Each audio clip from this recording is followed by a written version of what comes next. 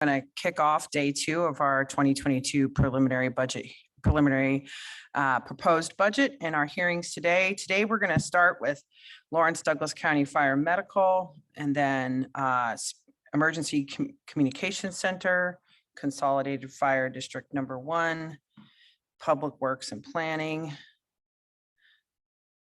and then the Humane Society, and then our Heritage Conservation Partners. So, and I'm filling in for Cammie this morning, who was going to handle these budgets. So I might be flipping around a little bit to back and forth on how we cover these. So, Chief Coffey, do you want to introduce the members of your team that are in the Zoom panel? Sure. Morning, commissioners.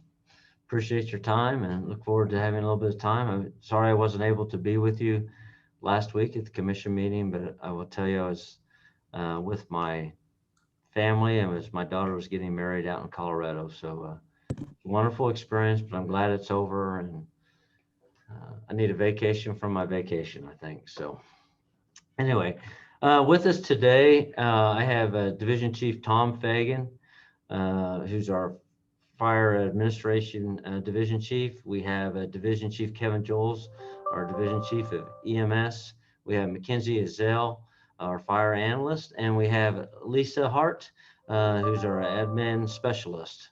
And it looks like we also have Danielle Bushcutter here with us as well to provide all the detail that we may need from the city side. Thanks, Chief. So I'm just going to go ahead and start walking us through the Ldcfm budget memo that was included in the commissioner's packet under trends and analysis, page 1. And just feel free to stop us if you have any questions as we go. So this proposed budget was prepared in accordance with the new Lawrence Douglas County Fire Medical Agreement between the City of Lawrence and Douglas County.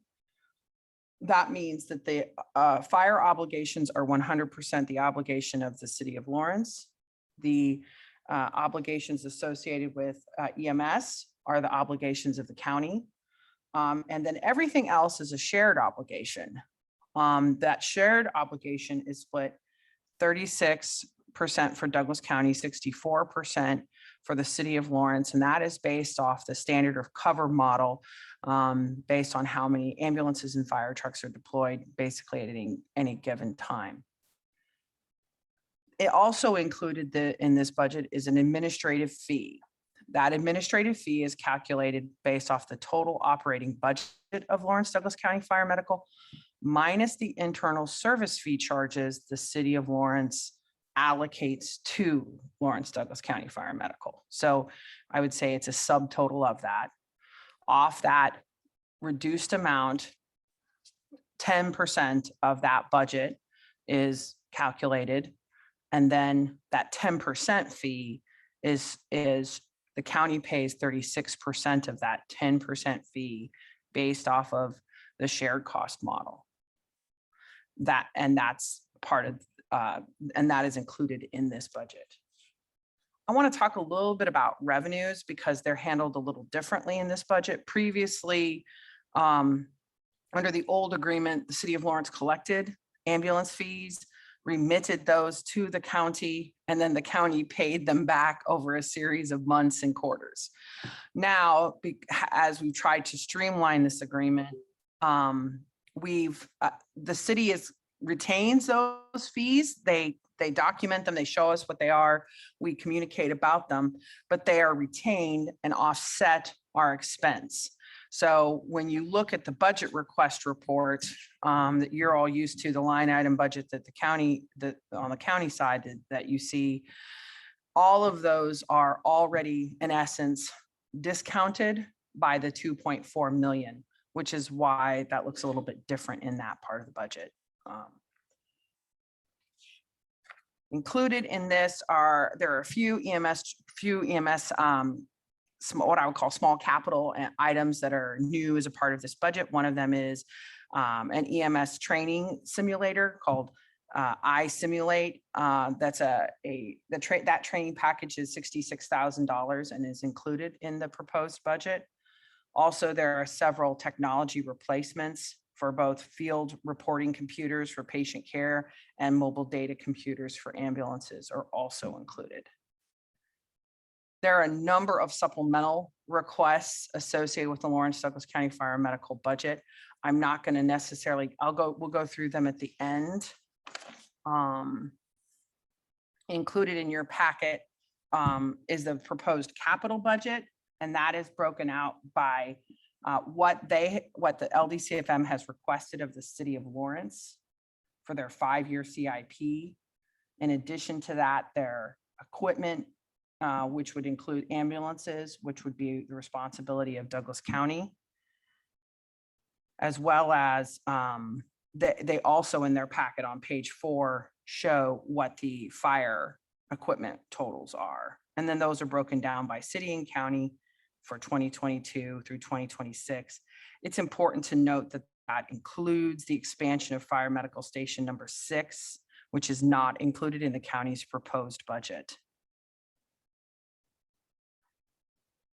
And then the next page, on page 5, it just gives you some additional breakdown of how the major categories of the Lawrence Douglas County Fire Medical budget: personnel, contractual, commodities, and internal services, how those break out between the city and the county.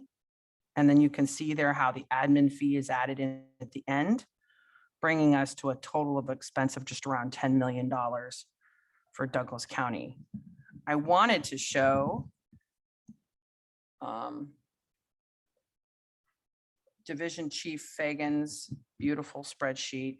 That's pretty cool. So I'm going to pull it up. If I can figure out how to share my screen.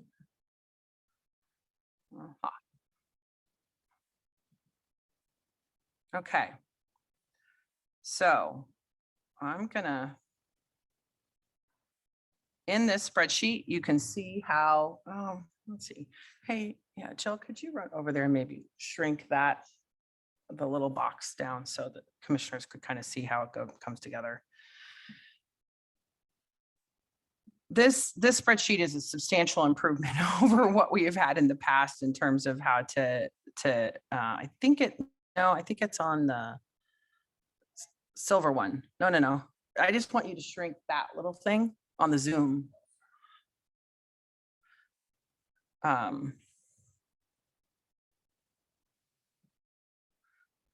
So the spreadsheet shows the personnel accounts, and it breaks out it shows the total, the 2022 per total proposed budget. And then there are 4 columns: city fire, city shared, county EMS, county shared. And then each of those columns then carry down the page. In this one, this does show the expansion, the supplemental requested positions and how they would fall out. And then literally we go down line by line and talk about where each line item for Ldcfm and how it relates to each column. The yellow rows are the internal service fees that are charged. Simply, you can see there how they're allocated just to city fire. So that represents how the internal service fee costs are being taken out of the budget.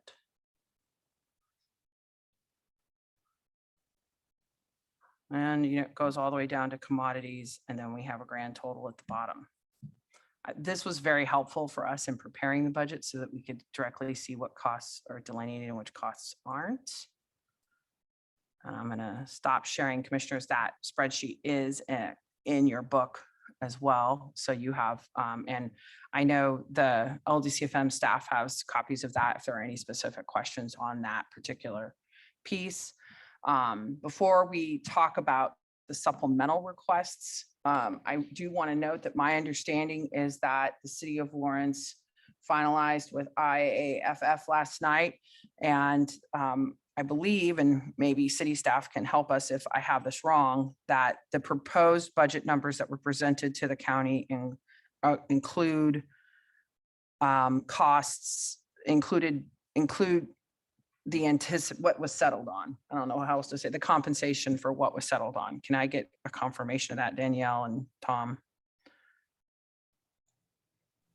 This is Danielle Bushcutter with the city. Yes, the numbers that we provided to you all did include kind of that full compensation package that our Human Resources Department was recommending at the time, which is very much in line with what was agreed upon last night. So those numbers that we're looking at will include that compensation package that was reached last night. Thank you. Are there any questions on the base budget before we talk about supplementals?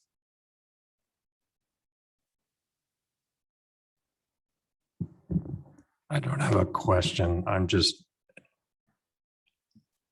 guess it's more of a comment on the internal services. There's some things in those internal services that make a ton of sense to me. I mean, it makes sense that the city attorney would deal with any legal things. But there's a few on there that I'm not just quite sure how the city commission, we need to pay a percentage of the city commission's salaries for their management of that. And I'm hoping that as we look at for future agreements, if this is the way that we're going to budget, that's challenging to me. Well, and that's what we're not doing. So that is the city's internal service fee fund structure. What we have done instead is just taken 10% of the total cost of the department. And that is the amount that the internal service fee is based off of. I guess I'm better with that. It's just challenging to see that on there, I guess, is all I'm saying. And Commissioner Kelly, I understand. But just to make sure you're clear that the county isn't paying any of the internal service fees, and what they're paying the 10% on is the total budget minus the internal service fees completely. Yes, I understand that. I guess my issue is just it just depends which category you want to put it in. It's still 10% going back to the city for their functions, and I struggle with that. I understand why they think they need to do it, and I think it was a good compromise, but I just want to be on the record as saying, as we look at our budgets and we're pressured to make our budget work, I think we're going to need to look at some of those same administrative fees moving forward. And it's just interesting to see what they think those internal fees are as they sort of line those out. I'm just not sure I would agree with all of the things that they would call an internal service fee as being something that needs to be charged to a partner.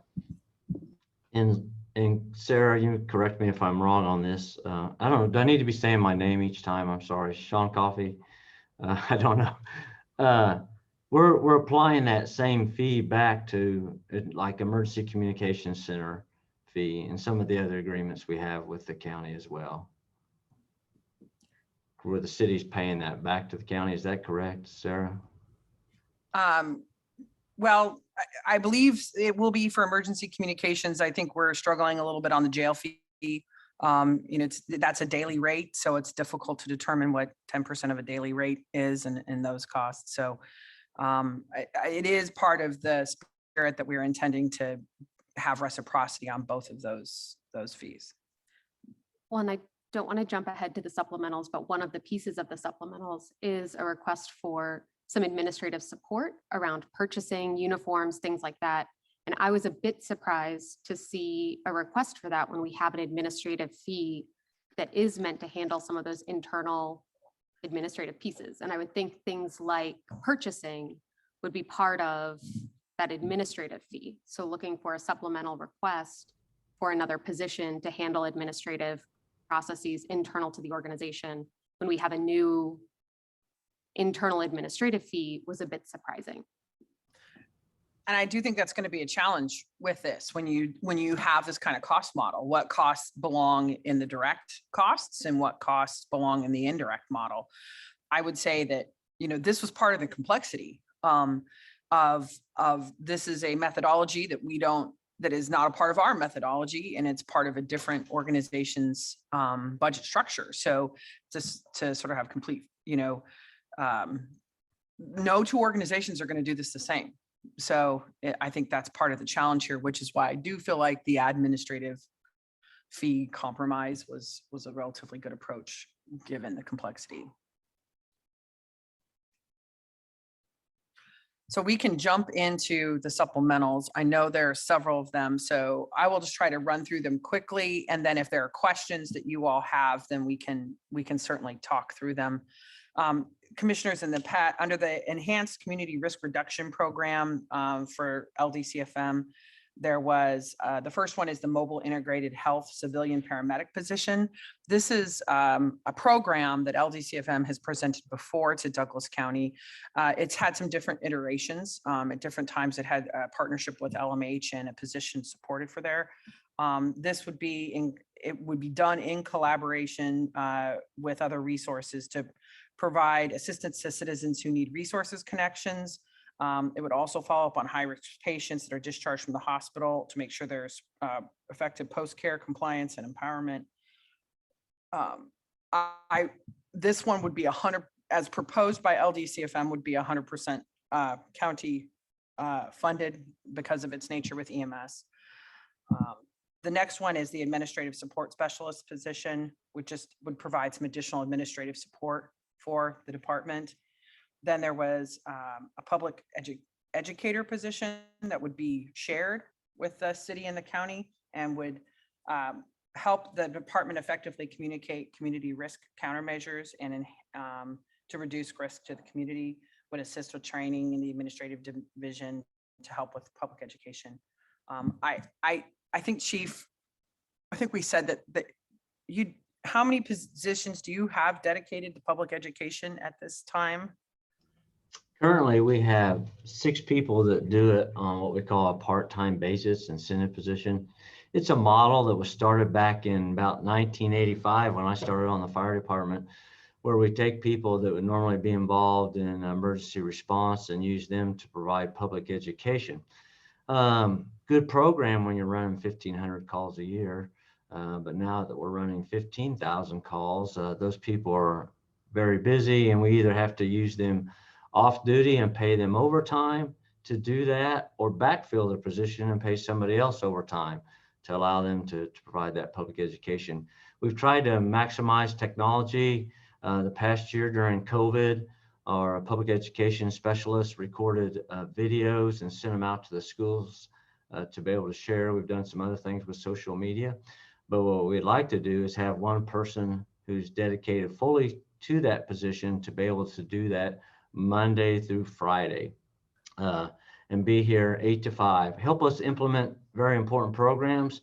One of them that Mackenzie is in charge of right now is Pulse Point. We've talked to you a little bit about that, getting that message out to folks on a daily basis, making sure they have that information. And so that's where we're looking at for that a little bit. I kind of got a little more long-winded. What more detail would you like on that, Sarah? I'm sorry.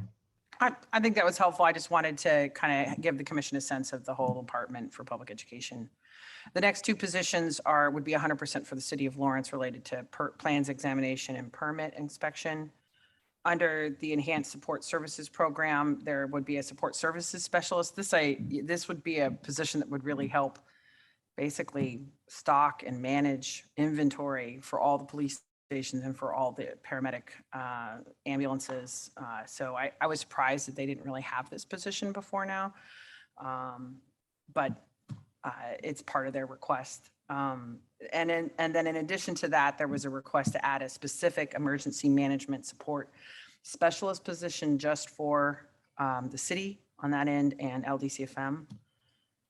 There were also requests for 3 firefighter paramedics to enhance the fire medical operations program.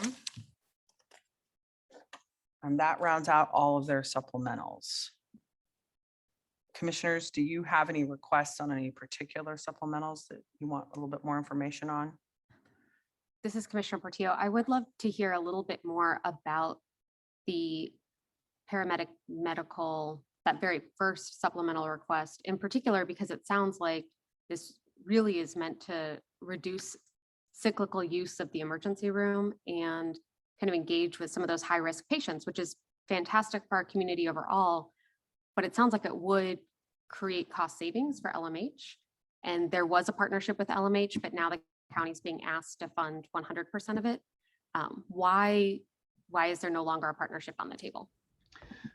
Yeah, and Commissioner Patel, I'll have Chief Joel's talk more a little bit about that. And one of the things that I want to say on that partnership, we said it's been several years, and obviously there's been some changes at LMH over that time as well. And so it isn't meant just to stop people from being readmitted to LMH. And some of the information we sent, we had an individual in the county that we had gone to over 45 times, I believe it was, and Chief Joels will have the details on that. 45 times over and over on medical calls. Chief Joels likes to call them our preferred customers that we go to fairly often. And so when you think about those folks that we're making medical calls over and over to, we spend an inordinate amount of time working to try to get them into other services within the community to be able to help them. People that we may be going to for multiple times for lift assists. Chief Joels will tell you a story related to somebody that we worked to get a wheelchair and a new bed for electronically because they weren't able to get it through the social service they were working with. So Chief Joels, if you could provide more detail, that'd be great. Yes, Kevin Joels, Lawrence Douglas County. So specifically, I just wanted to address, Commissioner, your comment about 100% funding for that. That's 100% funding for a paramedic only. That wouldn't supplement the whole program. Whomever we partner with, whether it's a hospital or a social worker or whoever the second person of that team would be, that would be funded by someone else. So if it ended up being a social worker that worked for the county, then it worked for the county. If it worked for the city, it worked for the city, they would fund that. But it would just be 100% for that non-commissioned paramedic. Just wanted to make sure that was clear, that it wasn't 100% funding for both sides of the partnership. In the past, if it stayed with the hospital, then they would pay for the nurse practitioner or the mid-level provider, as well as I think they were going to pay for computer and office space, and we would pay for all the medical supplies. That was kind of how the split was going to be. There isn't currently conversations being had with LMH in regards to having a mid-level provider, and the reason for that is 3 of their nurse practitioners left during the COVID year. And it's been hard to supplement that as a nurse practitioner and whoever our partner would be going forward. This is a position that I don't feel is, it could be a singular position and done alone, but I don't encourage that. I don't encourage anybody to go anywhere alone with patients. So it does reduce readmissions, but it also reduces reoccurrences of calls when it reduces our reliability in the fire side of things, or the fire and EMS side of things as well. And although it does reduce admissions, it really is about continuing to keep people on the streets to be able to go to emergency calls and not tying them up, whether it's in the county or the city. I was trying to find a document, but I think Chief Coffey made a comment about 45 times in the county. I think it was 75 or 85 times in the county that we had gone to one address, and that happens all the time. And I call them loyalty customers as to preferred customers, but we have numerous accounts of all of these patients throughout the entire county, regardless of the city or their location, and we go to them every single day. Numerous times we've started the program with My Resource Connection, and we've got surveillance that we are noticing, the uptick in trends, and we're going to be able to have that data provided through My Resource Connection, as well as our own data, to prove that we are running these patients over and over and over again. It's tying up resources. We just need to have that one singular connection, and that would be Mobile Integrated Health, to be able to reduce the call volume in regards to loyalty customers. Commissioners, this is Jill Jolliker, Assistant County Administrator, and I just want to weigh in here. Kevin mentioned the My Resource Connection work that we're doing. Chief Joels has been working, Division Chief Joels has been working really closely with our My Resource team for the last, I think we've been working on this project for well over a year now, on a couple things, and trying to understand how we can utilize the information that's going into My Resource Connection on a daily basis to understand some trends and document a need for programs like this. So I think we're well on our way to being able to document potential savings to entities like LMH, fire and medical. So we're doing that work. We have some really important improvements that just became available in terms of it's called an outreach referral form that Division Chief Joels is training staff and those in the field, and also working with the folks that Chief Baxter works with out in the county as well, to make sure they are aware of it, and they're making some proactive referrals for resources with some of our other community providers. One really important development that's coming in the next few months, I believe, correct me if I'm wrong, Kevin, is Project Lively coming back through the health department, which is really a more intensive wraparound program for our aging population that has been dormant for the last 2 years. So really trying to understand and put some numbers together for who's loyalty customers or whom, where they shared. So we're well on our way. I was able to, Mackenzie, thank you for sending that document to refresh my email, but in 2018, we had 366 instances of five calls or greater. In 2017, we had 291 instances that took place, and then 10 calls or greater. So that'd be 10 in 1 year that a person called. We had 109 and then 85 in 2017. So those are a little out of date, and they've only increased. So we've got patients that we could go see every single day, multiple patients that we could go see every single day to connect those resources, get them the help that they need, and create that pattern of success for them to not call 911 on a daily occurrence. This is Commissioner Reed here. To follow up on that, I was curious about this. In conversations about this position and this request, excuse me, what has there been communication with the mobile response team kind of working group and the agencies that are involved in that? Because to me, it sounds like there's a lot of overlap and kind of some shared goals. And so I'm just curious if those conversations have been happening and envisioning what it might look like for co-response with EMS involved in that mobile crisis response model. I Yes. say the short answer is yes. Go ahead, Kevin. I know you've been involved in that work for a long time. No, I think we'll probably echo the same response. Is yes, there's absolutely been conversations, hundreds of conversations, if not even more than that. I've got a meeting today at 1:30 with Bob Tryansky and several others to discuss exactly this, to see what we can do as partnership going forward. But in order for us to have this partnership, regardless of whomever it is with, we have to have an extra person that can work those peak hours through the week, whether that's 8 to 5, Monday through Friday, or 7 to 5, whatever the schedule is for those peak hours during the week. We absolutely have to have an extra person in order to do that, since we're unable to reduce our staffing in a safe manner to be able to provide to this program. And I'll just add that Bert Nash is on a referral team for that project, that outreach referral program. So in addition to Project Lively, we've got staff from Bert Nash there on how we can make those connections seamless, but also headquarters just joined that work group as well. And they're trying to understand how they can integrate with all this. And again, use My Resource Connection or some other way of understanding where is the need and how do they connect? And then how do we do care coordination in a HIPAA compliant environment? I guess I'm struggling with how do we make sure that we're coordinating and ensuring that each agency or organization is responsible for the right area? Because I hear what you're saying, Division Chief Joels, that we have these multiple households that have multiple calls, but what we're trying to do is reduce the reliance on first responders by increasing preventative care. And if we increase preventative care, should that be coming from Lawrence Douglas County Public Health Department? Should that be coming from some of our other community partners?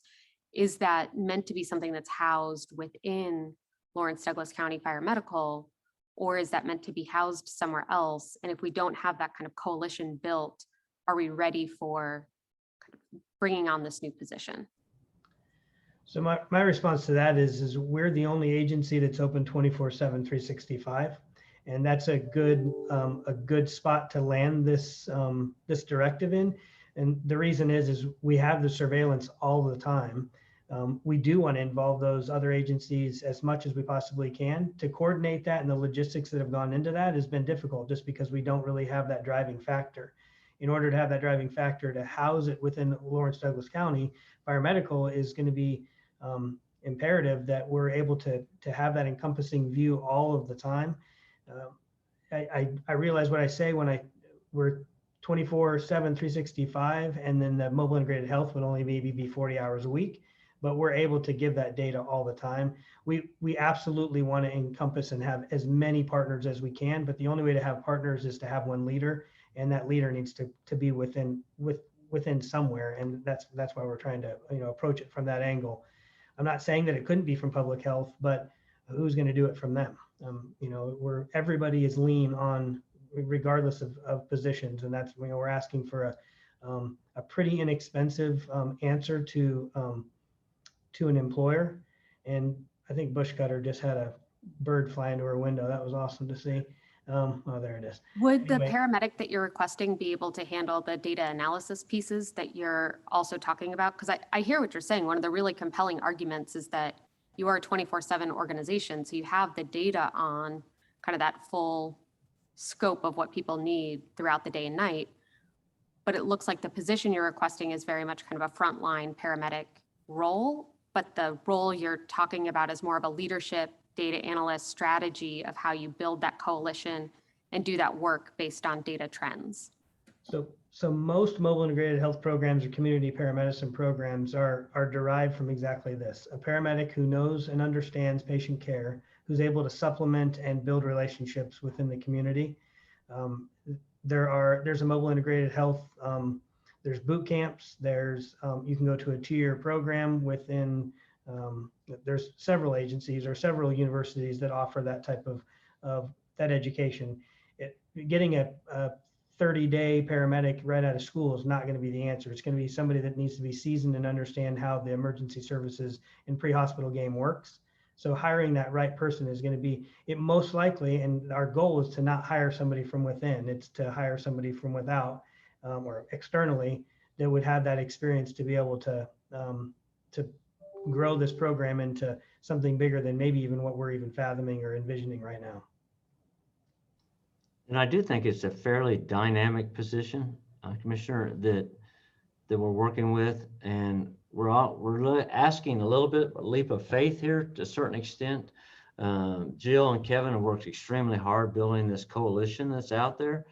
We had a commitment from LMH 2 years ago to participate in that, but when we didn't get funding for our position, that changed, and we weren't able to move forward with that. So we're trying to envision this and take a little bit of a leap of faith that we can make this work, because the great work that Jill and Kevin's doing with those other groups will make a big difference. And I think a big part of that is that integration, getting those people back into those services. The health department is a great place, I think, as you indicated, for this to lie, but they don't have that daily 24-hour contact. And we need to be able to have somebody within our organization. Right now, Chief Joels spends, 2 to 3 hours a day working back through trying to get these people into public assistance. And a lot of times, if we just had somebody else to work with these folks, to direct them to the right location, they could get that help they need, and we don't hear from them anymore. And, when you think about somebody that's calling, 70 times, how many times did any one of us have ever called 911? And so these are high users. And so if we can get them directed into those services, whether it be from Douglas County Health Department, Senior Resource Center, Project Lively, that'll help us and to reduce that impact, and also take it off Chief Joel's, who could be working on a number of other projects as well. This Commissioner Reed, I think I just have one question to kind of expound on Commissioner Portillo's question. Do you all envision that the position will be, it sounds like the way you're describing it is that there will be both some direct patient contact and direct paramedic work out in the field, and taking point on that while also coordinating other people to do that, and coordinating the connections with community partners and figuring out those referral systems, but also perhaps providing training and leadership to other people in the department that may be responding, because certainly one position wouldn't be a 24-hour position, right? And so they're not going to be the only one responding. So I guess I'm just curious to hear from you how much you think maybe a rough percentage of this position's time would be spent doing kind of the things Commissioner Portillo talked about, the strategizing, the data analysis, and connection relationship building versus that direct service and field work. I think until we know the second part of the partnership, or maybe even there may even be more than just one other person. Maybe this is a team. I don't know that I have a great answer for that, but there is going to be, the initial stages of a mobile integrated health program and developing it is going to be spent developing those resources, unless we hire somebody who already has those. I would say that I would love for a 40-hour week that they're in the field at least 75% of the time. And 25% would be, developing a task list, having conversations and meetings with the public and the entities that would be involved in helping.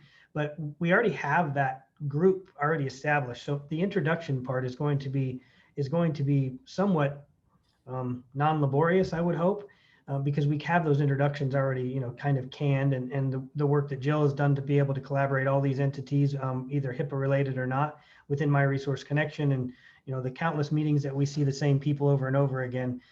I don't think that's going to be a huge part of it. I think it would be if we were just really starting from the ground up and this was kind of not our idea, or it was our idea from the first, but we're copying this from, hundreds of agencies across the country that are having successful programs.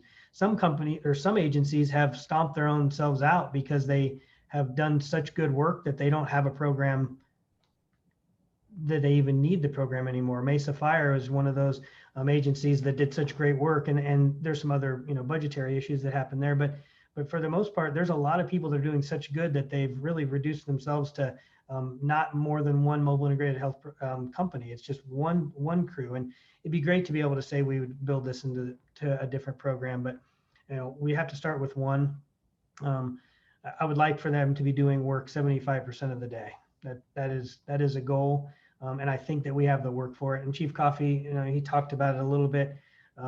It took me and a crew and one outside partner to be able to deliver an electronic lift bed and an electronic wheel lift chair for a person that was unable to get those resources within Douglas County. And we made that happen.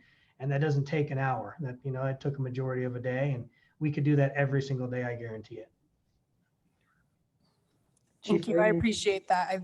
Sorry. Go ahead, Chief Coffey. I'm sorry about that, Commissioner. Chief Fagan, could you kind of relay what you heard from one of our peer agencies related to their community paramedic program? And we need to wrap up pretty quickly and move on to the next topic. So, yeah.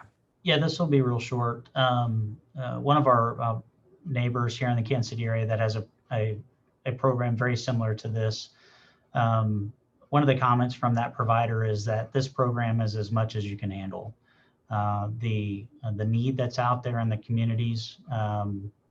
We're talking about multiple resources throughout the city and the county working towards this initiative, but the work is there and the community is needing it. And then in that community, it's as much as they can handle every day. So there's plenty there to be done. So I know we need to wrap up, so I'll make my question a comment more than anything. I am very excited about the new agreement and very interested to see how collaboration and partnership works in governance here on this. I will just notice that I heard on the mobile integrated health civilian paramedic that prevention would reduce costs. So the same thing I heard about public educator is that we have 6 people doing this work part-time right now. It'll be interesting in our governance structure whether within a $28 million budget, could you reallocate funds differently to do these things now and take on that savings within your own department rather than adding more? Because it sounds like both of those things are something we're doing. The support service specialists, my ears perked up, and I think it was a mistake when Sarah said police in there. I don't think she meant police. Yes, but it made me think, well, it would be interesting as if a city and a county, we could work together on a support specialist. I mean, it seems like a good position, but we're going to have to collaborate at a much higher level, and we're going to have to find savings. You asked us to take that leap of faith. What I am maybe saying is maybe Ldcfm should take that leap of faith and expect that. I think I said that last year as well. Expect that savings from making that leap of faith. That's something for you all to figure out. And I trust our county administrator and our city manager will continue to work to operate within the budget that we give you instead of lots of more. Could we add this? It is a $28 million budget. It is a significant impact on the county, especially this year. And so I just, that's where my head is a little bit, is if these are preventative measures that we think will reduce the costs, then let's do them and reduce the cost rather than adding more money. So that's just my thinking. Thanks, commissioners.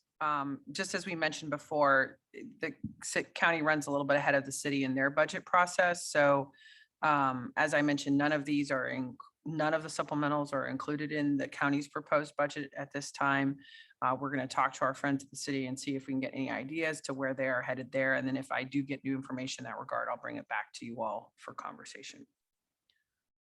Okay, moving right along to Emergency Communications Center. Commissioners, on page 19 of your budget cover sheets is some high-level information related to emergency communications. Tony Foster, our director, is here with us.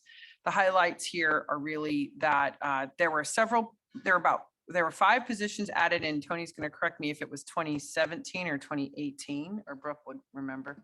2017, when the department asked for additional staffing. At that point in time, the county included those positions in our proposed budget. They were just held as entry-level communication officer positions, but we held those positions in our budget. That year, the city did not fund their 66% of that budget, but the county retained the positions. They were never filled because the city had not agreed to pay the remainder of the percentage.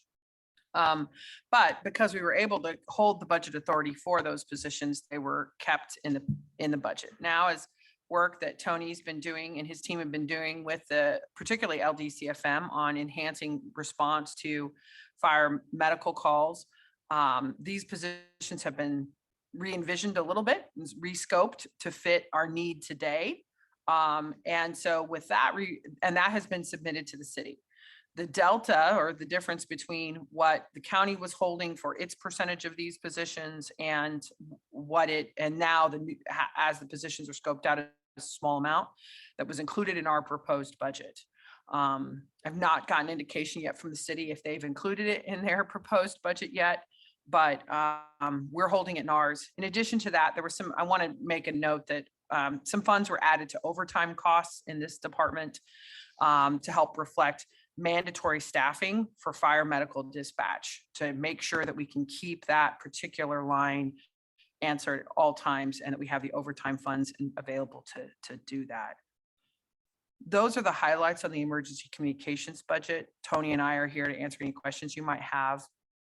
This does relay pretty closely to the emergency telephone fund 235, which is a non-budgeted fund, but you have information on that fund in your packet as well. I think Tony and I could talk about this budget a lot because it's something we both spent a lot of time on, but I don't want to be responsive to what commissioners want. My main question on this one really just focuses on our collaboration with the city. So I know that this is kind of our next step in rework, hopefully maybe one of our next steps in reworking kind of our agreements with the city. How do you see that impacting kind of the budget and running of where we're at now?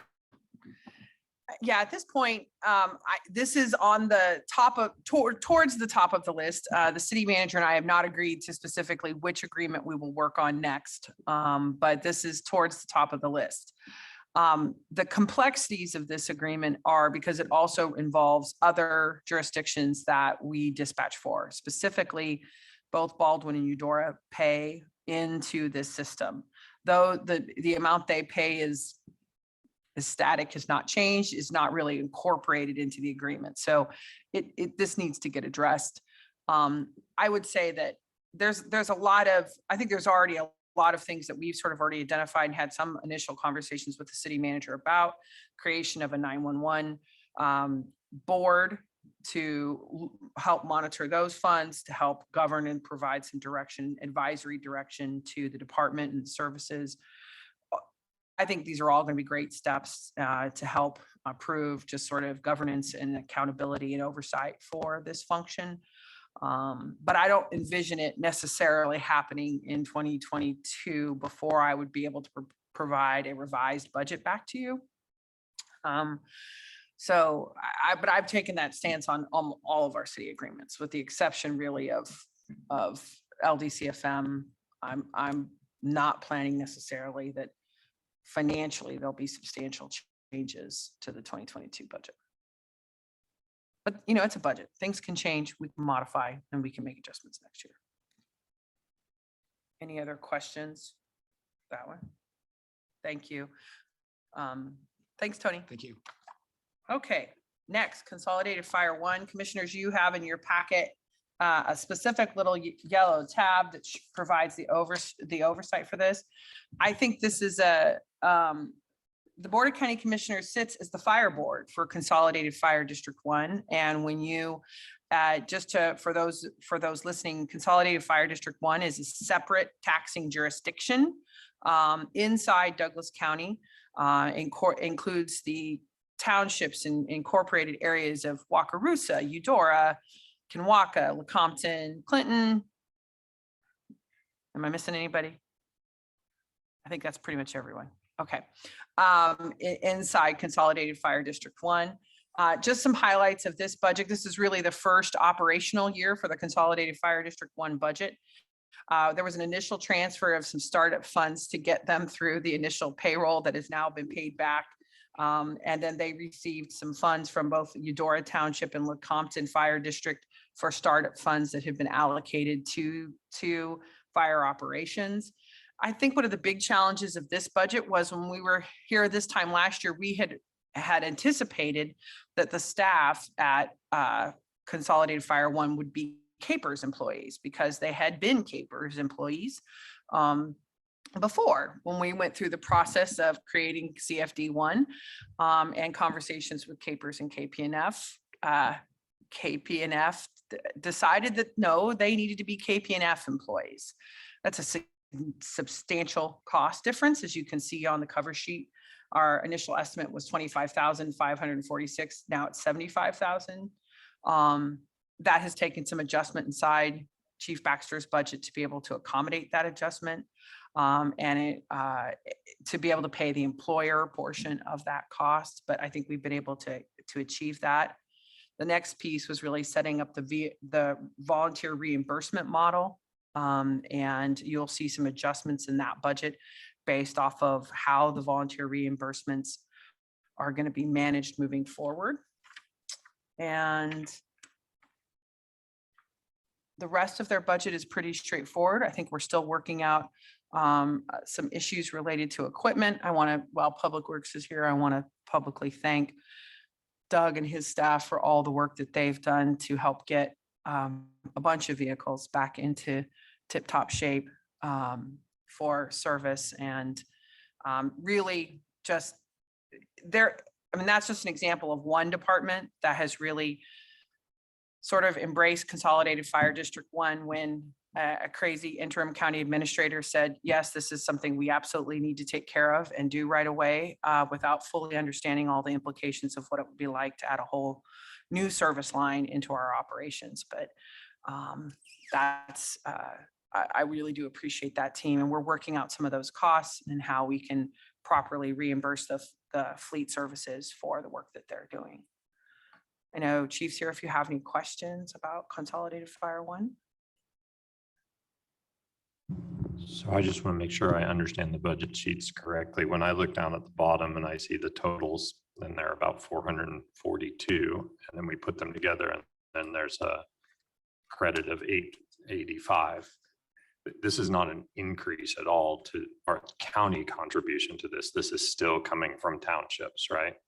Yes, it's coming from the taxing unit of Consolidated Fire One. Right. Yes. So I would just say my congratulations to you for making a budget work at that, because I know that was tricky and that was not expected actually when we talked about it, that we may need more help from the county. And so from Sarah's discussion, it sounds like there were some things that sort of threw us off, but we were still able to make it work. So I appreciate that work.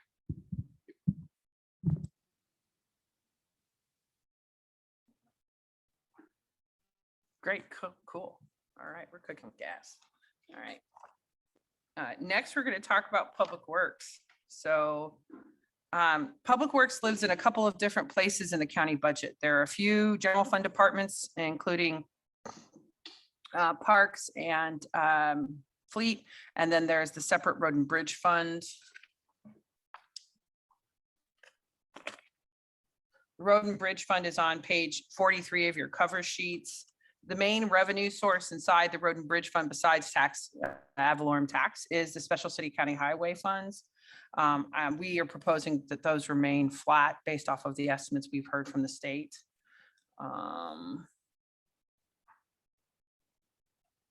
There have been no additional positions have been added. There have been some modifications to contractual based off of the price of commodities, particularly in some contract budgets.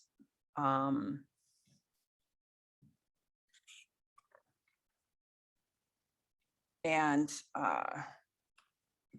think, and the mill levy, I believe, has remained flat for Road and Bridge.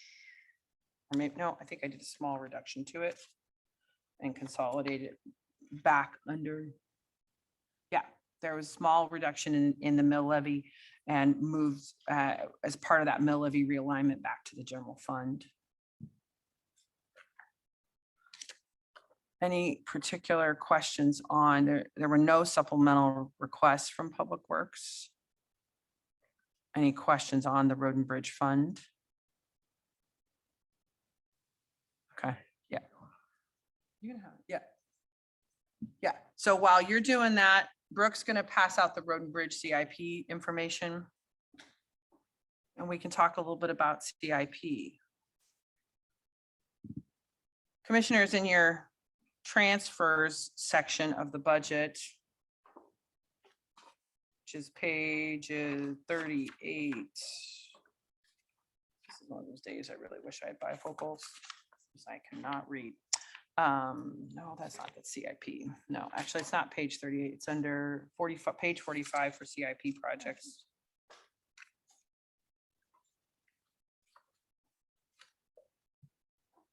Commissioners, you can see on page 45 that we started this year planning for a $4,121,209 transfer into the CIP fund. As a part of my proposed budget, I reallocated $500,000 from costs that had been allocated for jail operations back to CIP. When in 2019, when we did the reallocation, a substantial portion, $1.9 million was reduced from CIP to make that reallocation work. When you had your work session earlier this year on CIP, this was part of the conversation that was proposed, was that additional funds would return to CIP. In addition to that, I proposed that we modify the formula split between Road and Bridge and facilities. This proposed budget reflects a 70-30 split, with 70% going to Road and Bridge and 30% going to facilities. And I believe Brooks passed out some additional information related to the Road and Bridge funding summary and their projects. We stand for any questions you might have. And the summary that we've got there's from April from. You need, Chad, you have to talk right into that. Thank you.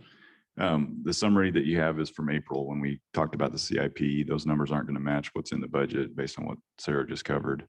But what is in there is that proposed kind of increase back to previous allocation levels, 3.2 million versus in 2021, we had 2.6 for road and bridge. But we'll readjust the allocations based on the updated information and put that on specific projects after we move forward today.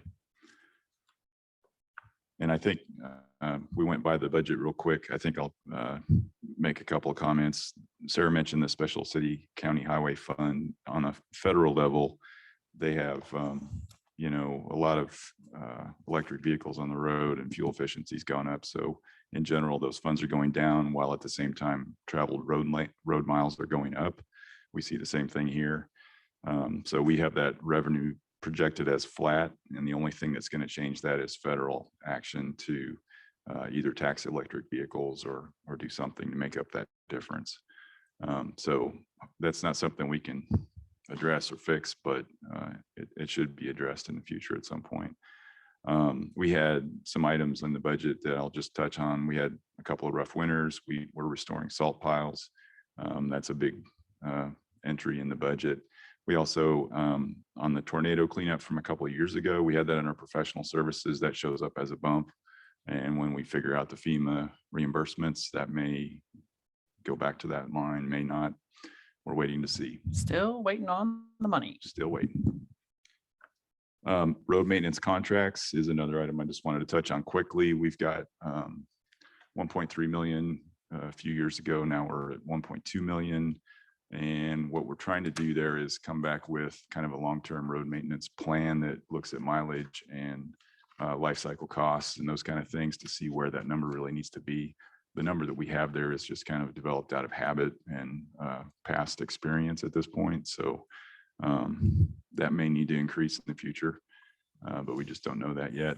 And then one thing, we don't have any new positions proposed in any of the budgets, but we had drafted a supplemental request for another fleet mechanic, but we withdrew that.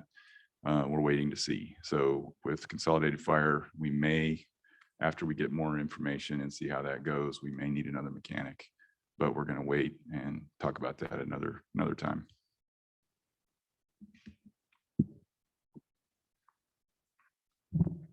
Sarah, I understand why I hope you can give us some more clarity on why your recommendation is to move money to the CIP from jail operations and not from maybe our fund balances. We've talked a little bit about how our fund balances are increasing, and I know that's one-time money. But, you know, fund balances come from savings, I guess is the best way to put it. And it seems like we didn't spend as much, and it seems like CIP would be a good place to put a fund balance to me, and it would relieve some pressure from that overall mill levy. You want to just talk about your thinking on that? Sure. And, you know, I think there's multiple ways to do this. You know, I think it's important, particularly in Douglas County, because our capital program is cash-based. Counties cannot issue the kind of debt cities can. So it's important that our program be pay as you go. So the fundamental foundation of our program is ongoing mill levy support for capital improvements. That's the 4 million. I think part of it used to be 4 mills around here, which would have put it a lot more than 4 million. And then it was reduced down.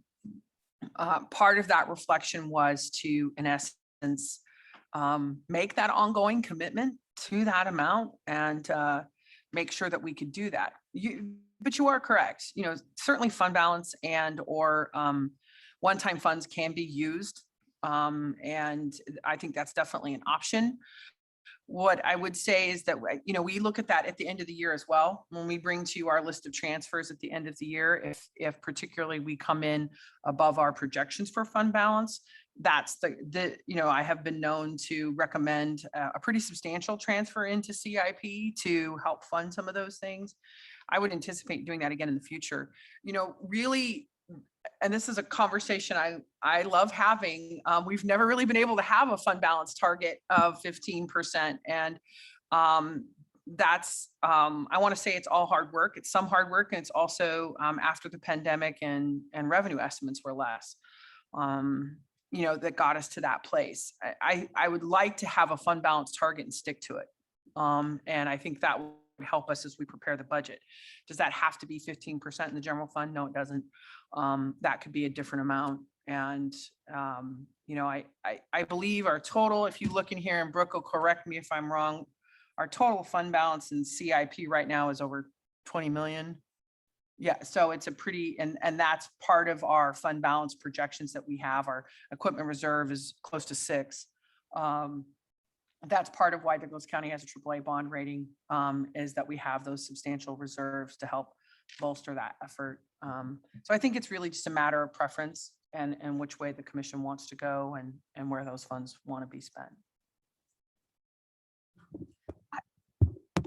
Just want to jump in around matter of preference is one way to put it, but you also said that's why we have our AAA bond rating. Correct. And so I think that there are good government standards, and there's what is our community comfortable with. And we need to consider both of those things as we think through what are good targets for our fund balance, what are good targets when it comes to capital improvement.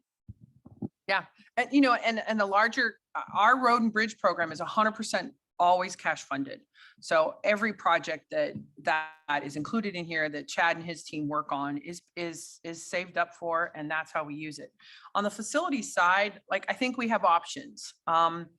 We paid for almost an $8 million improvement at the fairgrounds with cash. I wouldn't recommend doing that again. And it was a real pain. And we took some steps backwards on our road and bridge program because of that. However, you're going to hear about this fall, a downtown master plan improvement for this building and the law enforcement center. The estimates for those projects in today's dollars are in excess of $18 million. So, I would say at a certain point, if we were going to embark on a project like that, we would talk about debt for those projects. They have a longer than 20-year useful life. It's sitting in a 1905 courthouse, so to me, it's a wise use of debt. We have the proceeds from the 1% or the 1 cent countywide sales tax that can help fund that debt and pay for that inside existing resources. So I think that's also a strategy here that we haven't, we just really haven't had a whole lot of time to talk about. And I'd ask Chad to speak for himself in terms of I don't think any public works director I've ever met has said that they have sufficient funding for all their capital improvements, but I haven't felt like you have been particularly worried about the status of our program, but I'll let you speak to that piece. Yeah, we've been doing some really big projects for many years, and we're putting money on the road for road safety and have a record of that, and we're doing really well. So don't want it to stop, and we have plenty of plans, and that 20 million will go fast. But yeah, I wouldn't say that we're hurting. So one big thing will be the Wakarusa extension and going all the way down to connect to Route 458. Right there is $6 million that's just going to go over a 24-month period. So we can spend it fast, but it's good to have that there. Mm-hmm. Chad, have you put any thought to, and this may be a longer conversation than we have time for today, but we're hearing a lot about an infrastructure bill coming from the Fed level. It just enters my mind, like, how much do we want to put into this if we're going to get an influx of cash from the federal side in some of these infrastructure projects, these road projects? Have you put any thought into that? Typically, those dollars would flow through KDOT, so they would allocate to the counties based on population or evaluation or some formula. So we're still waiting to see how that's going to come forward, but it would usually be an influx of cash through KDOT. And we already have that, with the Federal Fund Exchange Program every year. So if those are higher dollar amounts, that's great. We can move faster on some things. But, a lot of projects also need a match. So the money that we allocate here goes against that. And And that's the way the federal fund exchange works. Every year we obtain those dollars by saying last year we spent this. And so the local amounts are important, and more federal money means more work done. Thanks.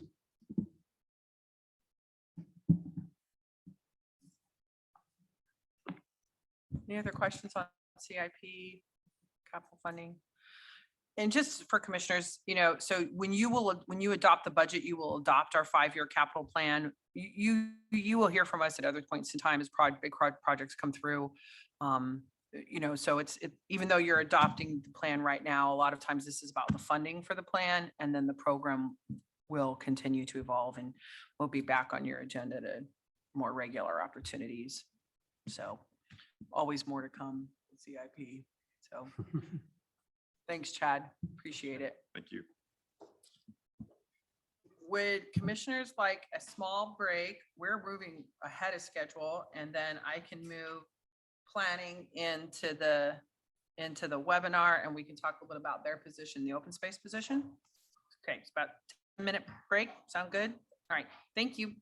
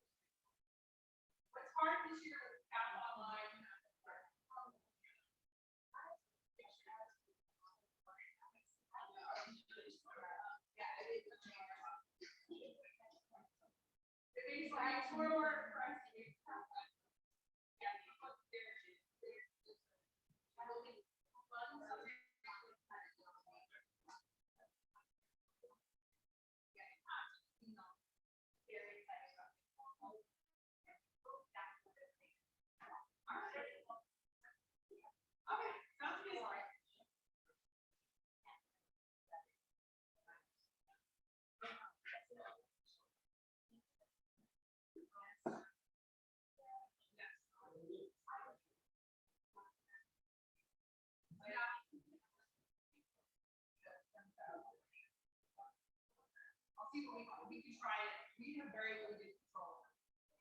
I hope we can try to move that. Yeah. Now it's all there. Oh, you know what, in the, when it's like 100 degrees out, if I'm gonna go solve it, I will take my car. Tanya, are you in the panel now? Can you? Yep, I'm good, thank you.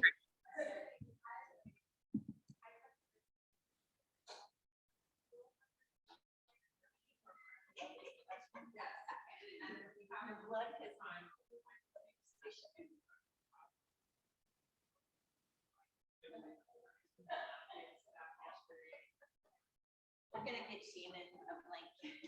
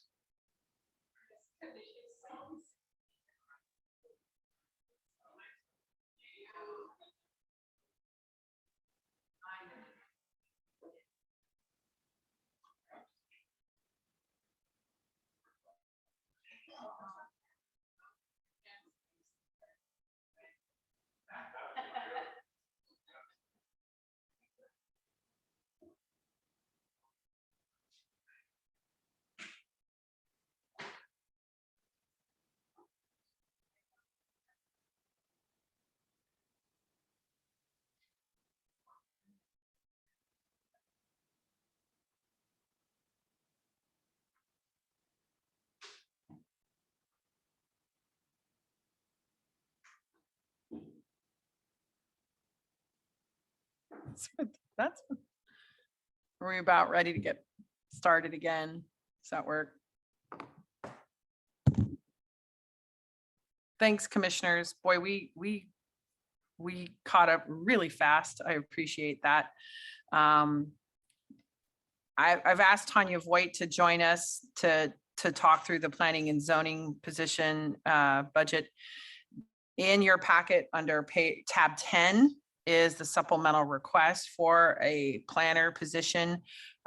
This was a position I included in the proposed budget, but I wanted to make sure Tanya was here to answer any questions the commission might have about this. We did speak a little bit yesterday about the request to add additional funds to the city county metropolitan planning. That ask is not included.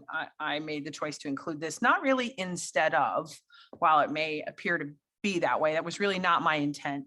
But I do think that in conversations related to the amount of work happening for our zoning and codes department has substantially increased. And I know Tanya has some data on that if the commissioners are interested. Some of that I do think is a result of the county regulation changes, bringing more projects before us. But I do think some of it is just a real uptick in development in the unincorporated area, which we saw a couple years back. And has led to additional work. Plus, I'd also say that this has been an area that we've tried to get more proactive about in terms of zoning complaints, compliance issues with conditional use permits, and other issues as well. And so I'd like us to be able to try to continue to make that kind of work happen. Commissioners, I don't know if you have specific questions for Tanya about this. I know Tanya had some information about workload that she was prepared to talk to the commission about. Tanya, do you want to share some of that? Thank you, Sarah. Hi, guys. Tanya Voigt, Zoning Director. So as you know, we're a joint city-county planning office, and that the planning office does do kind of the formal part of much of our planning, which is the conditional use permits, site plan review, and rezones. But our office here, the Zoning and Codes office, does a lot of planning that I think maybe the public and a lot of people aren't aware that we do as much planning as we do. And many people think that it's all housed through the joint city office. So we process now that certificates of survey have essentially stopped with the new zoning regulation process. We are processing in-house all of the surveys for buildable lots. Those are called agricultural subdivision surveys. So if someone is dividing off in a density of 1 house per 20 acres, that 20 acres is allowed to be then further reduced with an agricultural protection agreement, but our office reviews all of that information. So we work with the landowner, we work with the surveyor, and then we work on any protection agreements that are necessary, and then we review all the sensitive lands. And that's something that we weren't doing with the prior regulations. That does take a lot of just general plan review. We operate a Board of Zoning Appeals board. We meet once a month and process variance requests in the county.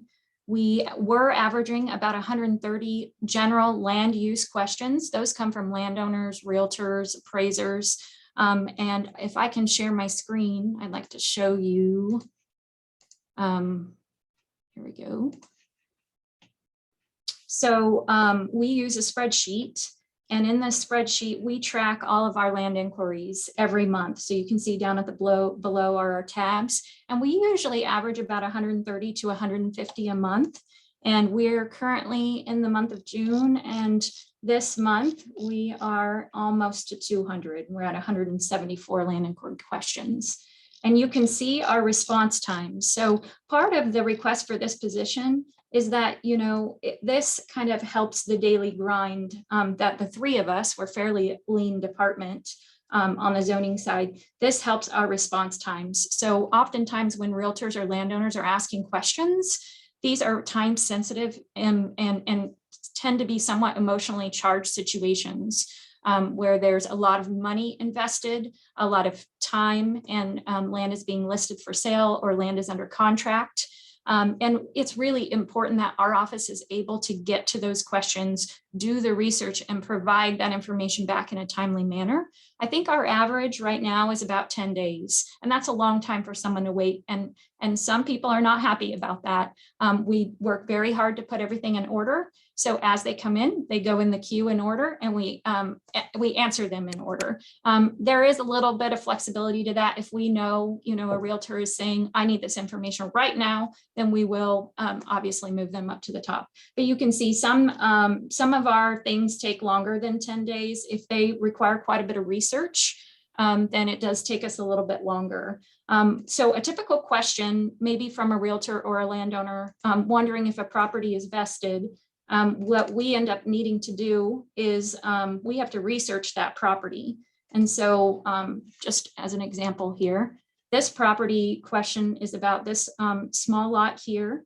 There's another small lot right here, and then there's a landlocked parcel right here, all owned. These 3 parcels are all owned by the same person, and they want to know which ones are buildable and which ones are not buildable.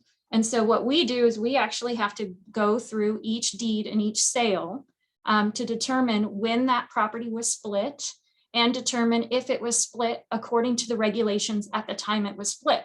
So one of these smaller lots, the research that we did went all the way back to 1926. And, you know, it might have been 10 deeds deep. And that type of thing just really takes, you know, intense kind of time from our office to be able to provide accurate, good information. We've started saving all of our information, and so we have it saved on a server. So if we've done the research one time, we do not need to do it again. So that helps save time in our office and make us more efficient.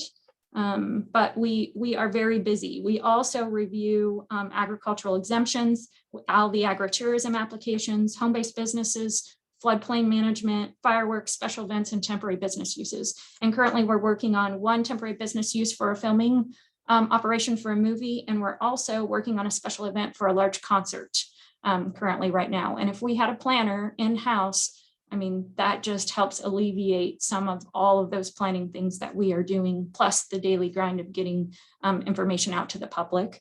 Another thing that we're really proud of is we're constantly working on new ways to inform the public of what's going on with our office, because sometimes the problem is that word isn't getting out.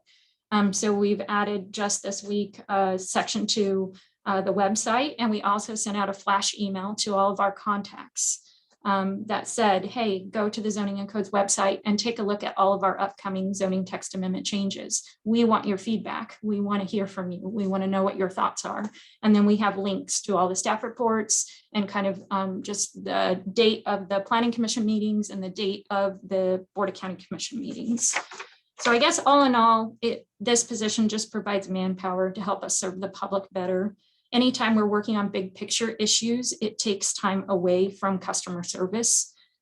Big picture issues that we work on often are private roads and the urban growth area and ag preservation and open space. And open space is something that we feel very passionate about, that we would like to be able to have a position to help assist with a program like that. We also, if we had a planner in place, we'd be able to focus more time on code enforcement. We have several active cases of code enforcement. We have many conditional use permits to review, hundreds, to make sure they're compliant, site plans to verify for compliance. And then we do anticipate that we'll have some more floodplain buyouts this year. There's going to be more brick funding available through the infrastructure bill that's coming out. And if that funding is available for us to apply for, those floodplain buyouts would be houses that were built before there were floodplain maps. So they were not built into the floodplain. They were later then mapped into the floodplain. So they were built in a location that later was mapped in. And we do have several people on a list waiting to see if we're going to be able to apply for funding. Thanks, Tanya. I really appreciate just that background, and that's an excellent segue into the conversation around open space. I think we envision that this position will assist with open space planning, but not necessarily be 100% responsible for it. Obviously, you hear the other things that we want to pile onto this position as well. So commissioners in your pack, and Jasmine Moore, our sustainability director, is here as well. And Tanya is going to stay around to help have this conversation around open space development. It's under tab 3 in your budget notebook. I think Jasmine did a pretty good job of highlighting the different phases of the open space planning, what has already been complete, what is incomplete but funded, so that we have funds to achieve those pieces, and then what additional pieces we need to do. I was able to take $100,000 from fund balance and set aside for this project in the 2022 budget. But I wanted commissioners to have an opportunity to ask Jasmine some questions about open space and the supplemental in particular.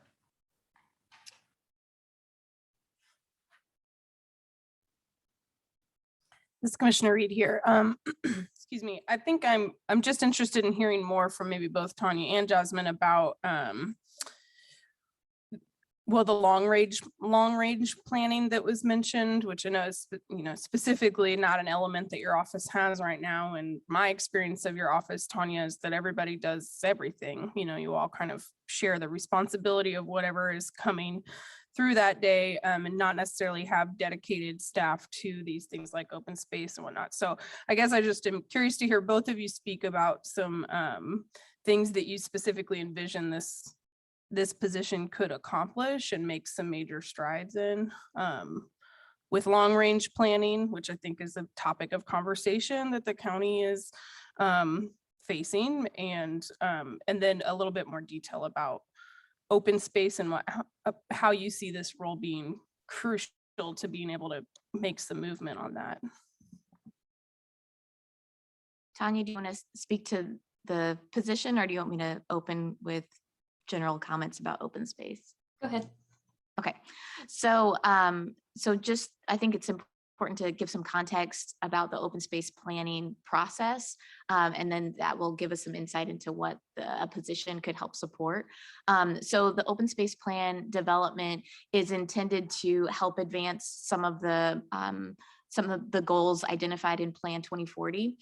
So it's already in the longer comprehensive plan. And so the directive was to get more specific into details. And so we did secure funding for the first phase of the open space plan development, which is really about like, what are the values of our community around this topic? Open space is wide open in terms of interpretation about what that includes. And so we really do need to have more conversations with the community about how that looks in Douglas County. And then the supplemental request for the additional 100,000 is to take the values and then translate that into, okay, what are the technical tools that we can use to make those values a reality in our community. We don't know exactly what that looks like yet because we haven't had that larger conversation with the community about what the values are. But with the 100,000 is the one-time money that will help the consultant develop those tools in consultation with the community.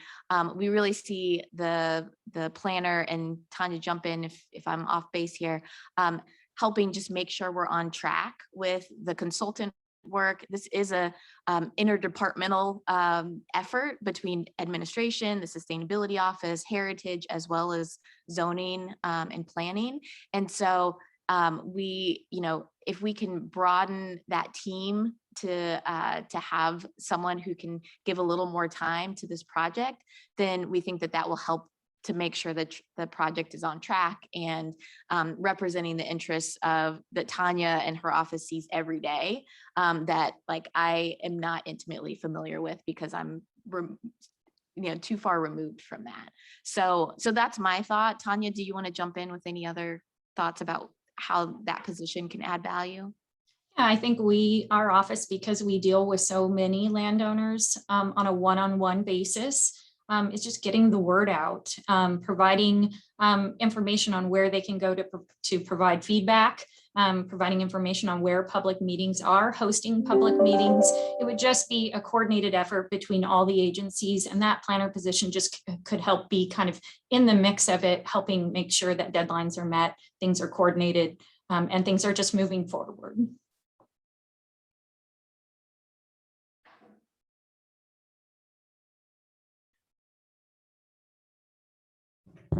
So, Tanya, maybe you can give some background to me on how we decide what duties are done out of the county planning office and what duties are done out of the city. I'm very interested in your list there. I was trying to read each one of those items. How is that determined? By someone other than myself. I think it's just been pretty traditional from what I know of. I don't know that it outlines it in the agreement, the specific duties of each department. We have requested to have the ability to do some planning in-house where, if we have a planner here that would like to take a conditional use permit before the Planning Commission board and bring it to the county commissioners, that we would be able to do that in-house. So we have been having those conversations, but I have no idea why our office has some certain duties and not others. And I think it just seems to be traditional from what I can tell. Commissioner, I can jump in a little bit on this. What I would say is that this agreement is from when the department was, I think it's always been together, at least in the last decade or so. What I believe the 1/6 came from was what of the Metropolitan Commission's office and commission and offices, how much of their work was spent on unincorporated issues, not really about what's happening outside of that office completely in terms of zoning issues. And and I would just say over time, I think it's evolved.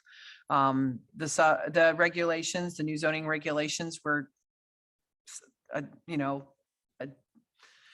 a decade or two in the development. And I think there were some changes from that led to additional work really in the unincorporated area. I'd also say that until really we had Tanya's position on board, the county struggled to have a regular planning presence. So in that case, we relied upon the city of Lawrence to take care of those issues. There's some, Tanya and I have talked about this a lot. I think there's substantial value in having one planning commission. One body that's looking at the entire county in terms of what happens in terms of land use. It does require some additional coordination. It doesn't have to be that way, though. Many other governments have two separate planning bodies that might get together on a regular basis and handle it that way. I do think that's one of the things that we need to explore when we sit down with the city to talk about this agreement, is not just what's, is there value in a consolidated planning commission? And if so, how do we more equitably share the work? Now that we have reliable, I hate to use that word. Now we have, dedicated, it's probably a better word, planning staff. I think, we can help shoulder more of that load in terms of some of those things. I would really, honestly, on the city's number, in terms of what the cost would have been for us to share planning, we didn't really dig into it a whole lot to determine if that was all related to the new positions, if there was an internal service fee included in that, and how we would need to pull those pieces apart. It was just one of those things that pretty early on I realized I was not going to be able to accommodate inside the proposed budget. And like I said, I've communicated that with city manager. He understands that this is something we need to really work through and figure out who needs to do what piece.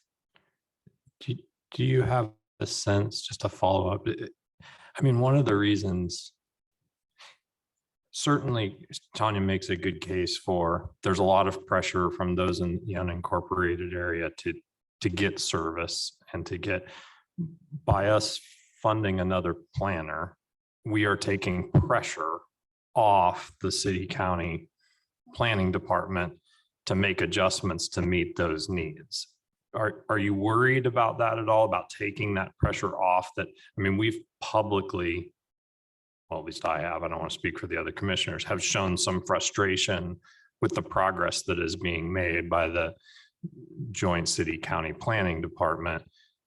It almost feels like we're putting a Band-Aid on that problem, but not addressing the root cause, which to me feels like the joint planning department is not valuing county work over city work. That's a strong statement, but I mean, yeah. I mean, what I would say is that, no, I mean, I think we need to address that. I mean, and that's why I'm glad that we're done with the Ldcfm agreement and we can move on to the next one. I would say in some ways, this one is perhaps a little more pressing to me, even than emergency communications, but I think that's a conversation with the city to make a determination about which one happens next. I don't think it's necessarily taking pressure off of them. I think there are needs in this area. And I think it's even demonstrated by the planning work plan. I mean, there was one sector plan in that the next year, that's it. So I think resources are needed. I feel very confident that resources are needed on the county's behalf. So to me, I looked at it more as we need to add the resource. Maybe it can take some things off that list that will help relieve pressure in their department, but it still needs, it's work that still needs to be done.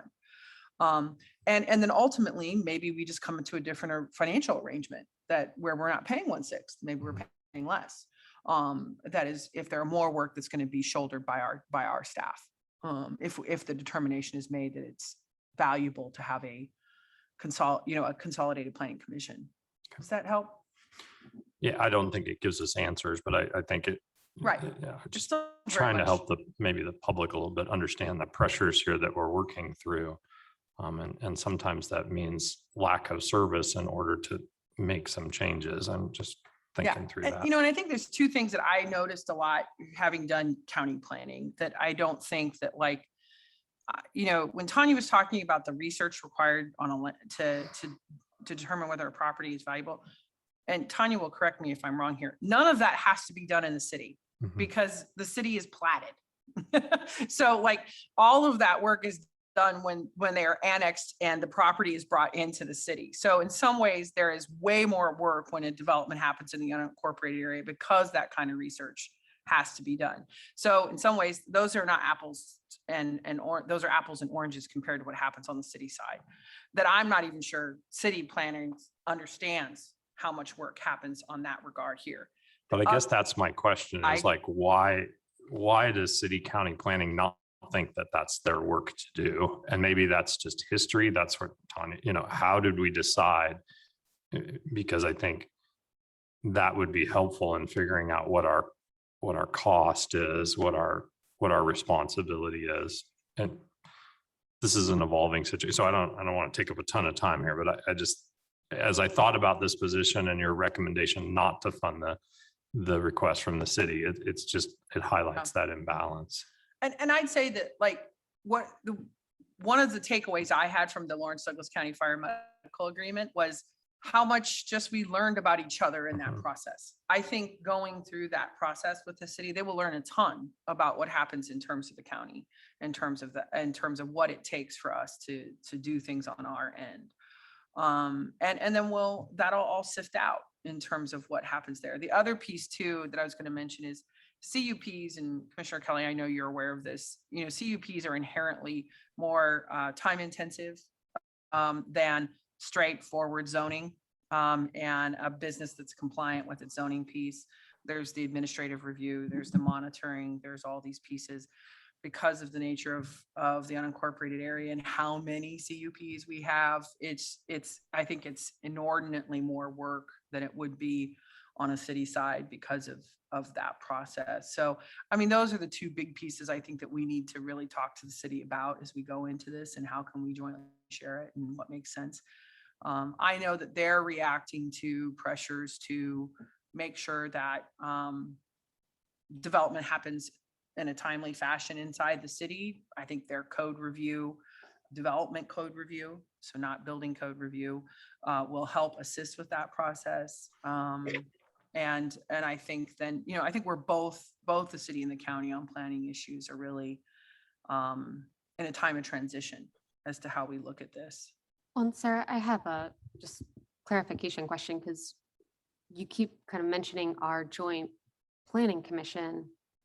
We don't necessarily have to have a joint planning department to have the joint planning commission, do we? Those Correct. To me seem like two separate things. And I really think a joint planning commission helps provide that overall policy recommendation and kind of what our community as a whole is thinking. But we can still have two separate departments that focus on work in each of those areas. Yeah, correct. And that would be one of the models that I'd like to explore with the city. I think there'd still be some who's responsible of maintaining their agenda and minutes, but right, that's a small, the question would be, it's one commission with two separate bodies feeding it information, is definitely a model we could explore. And I think that's something I'd like us to talk a little bit more fully about. And just a short kind of comment about kind of the coordination between the county and the joint planning office. We have almost 400 conditional use permits in the county. When we look at them and review them, say annually or every 5 years or every 10 years, that's the responsibility of the zoning and codes office. It's also the responsibility to ensure that they're following all of the conditions that were set forth by the Board of County Commission. And just having a voice, having a position in this office to be able to walk through with an applicant, because many people in the county do not even understand that we have a joint, planning commission board. Many people don't, many citizens in the county would prefer to start with one person and end with one person and not be passed off and say, now it's time to go to City Hall. And so I think from our perspective, it really is about public service and about walking someone through their process that they need to get through, and ensuring that whatever conditions are set forth by the planning office and by the commission, that they make sense and that they're enforceable on our side, because that has been a problem in the past when a person is just they say, oh, you need to apply for a conditional use permit. Now you need to go to the city. And then the county no longer has really any involvement from that point forward. Then sometimes many conditions get put on that really are not enforceable. So it's just kind of staying with the process, staying with that property owner and making sure that the service is there for the property owner, but that the county can also have that coordinated effort to ensure that whatever rules are set forth for those property owners, that we can do it.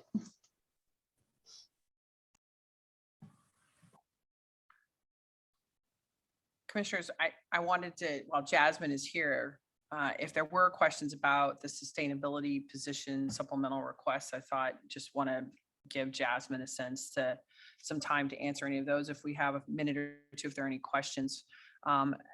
As I think I mentioned in the budget options tab, the two different proposals are two alternative proposals, not a yes and, but an either or proposal that Jasmine and her team made to both the city and the county for our other shared service, which is our joint sustainability efforts.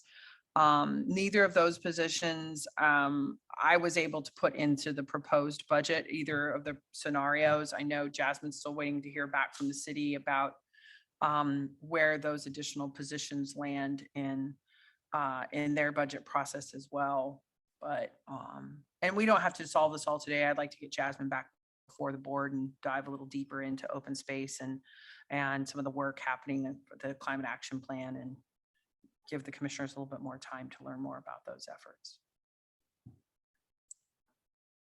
But if anyone has any questions. I mean, I just think that these proposals are really interesting. I mean, sustainability is obviously something that doesn't know any jurisdictional boundaries, but it is something that is heavily influenced by which organization you're sitting in. And right now, it does seem like your office may be pulled in a number of directions. And so these are two very different approaches. I'm not asking you to say like which one you would prefer, because I recognize that puts you in a terrible position, but can you maybe help walk through some of the pros and cons of what it would mean to keep this as a joint office versus some of the pros and cons of how we can think about that from a separate city and county perspective? Yeah, so one of the things that we really see a lot of value in maintaining a joint office is just the opportunity for collaboration between the city and the county. We have over the years seen some good things happen because we're a joint city and county office. So one example is the opportunity that came forth a couple of years ago to transition our facilities to wind energy sourcing. You know, that was an easy process because they initially came to Evergy, the utility came to city because they were a larger customer. And because of that, I was able to say, well, what about the county? And they're like, oh yeah, sure. And so that's just one example of like, because of the knowledge that, you know, somebody may be coming with the city with, or coming to the county with, we can share the benefits of that. So I think there's some advantages to having access to both staff. And, you know, if we are trying something out on the county side internally, we can say, you know, how does this look on the city side? And sometimes there's benefits from our office standpoint to applying for something with the city's name on it. And sometimes there's advantages to applying for for a grant with the county's name on it. And so it gives us a lot of flexibility, and that has worked out really well for our office so far. One of the cons is that sometimes the priorities of each jurisdiction are different. And so figuring out how to manage all of that with our small office is sometimes difficult. And so I can relate to what Tanya said earlier in terms of like, sometimes we just don't know what's coming at us. And so we have to react, and figuring out how to manage that and manage the expectations of our partners in that is sometimes challenging.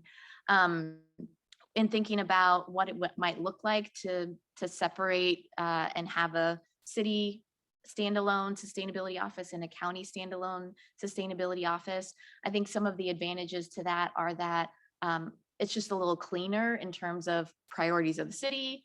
This office works on priorities of the county. This office works on, and some of the loss that happens there is just because there's two departments operating within each jurisdiction with the same name doesn't mean that their collaboration is going to happen. And so I think there would be a loss of some of the larger issues. So like the climate action plan that we're going to be launching in a few months. I'm really excited that that's a joint process because we saw a lot of success with our food system plan that was ultimately a joint process. And so if there are just two separate offices, I'm not certain that we would have that type of collaboration and coordination for those issues that are much bigger beyond the boundaries of even Douglas County. One of the challenges currently is that our staff is and funding model for the sustainability office is a little wonky just because of how it's evolved. So initially the agreement was, 60% of the office was county responsibility, 40% was city. That was when we had one staff person. And so now that we have 2.5, we have Kim's position, which is food system analyst and sustainability analyst. That's 100% funded by the county. Our intern position is 60% funded by the county. And so just in terms of the resources that are contributed by each organization, it's no longer a clean 60-40 split. And so there's challenges with how do we as an office balance the resources that are coming in with the priorities that are coming in from each organization. And so that's been a challenge, especially with the city's strategic plan, really elevating sustainability and wanting to do more and more, and the policies that have been coming out of the city. And so that's definitely pulled our office into more city work, where historically, like when I first started 3 years ago, I was spending definitely the majority of my time on county stuff. And so that's some of the things that we've talked about in these last few months as we were asked to put together these two different scenarios. There's definitely pros and cons to both, and there would be loss if we split the office. But right now we're also experiencing a lot of challenges because we're over capacity. Like we just don't have enough capacity to do everything that that we would like to do at both the city and the county levels.